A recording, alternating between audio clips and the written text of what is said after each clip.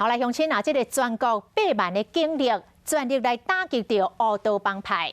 第一重要的代志，就是要斩断因金钱的来源。新北市的警方就来破一件有史以来上界大件的海洛因的毒品案，查到海洛因装1172袋，总重量439公斤半。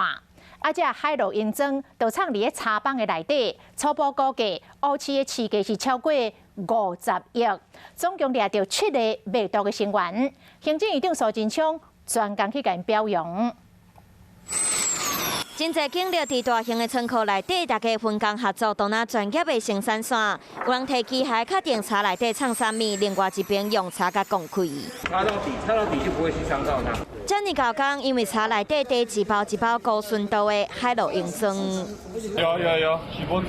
包装有印2只赛同样，还有2只赛的地球标志，是东南亚有名的海洛因品牌。为了闪避电公机的查验，外口佫包一层纸布，连警犬出动拢骗袂出来。因为红台伫1500外支的进口茶当中要来弄关。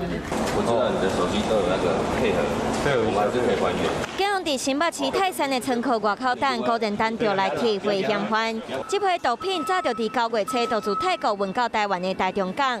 海关查验了后，就刷到成都公司，佫一路上拔。新北市刑台接到线报，伫10月中查扣2172袋，将近450公斤的海洛因装，乌市价销50亿。主嫌犯还跑到海外去，我相信，只要你有信心，帮派分子敢这样贩毒。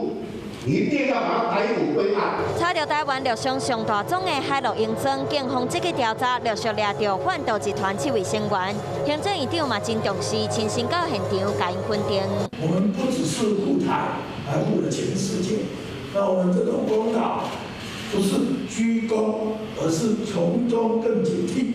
因为这批毒品数量真多，会使供应予500万人。好卡在警方赶紧甲冻落，无予大量的毒品进入台湾，嘛防止其他有可能产生的。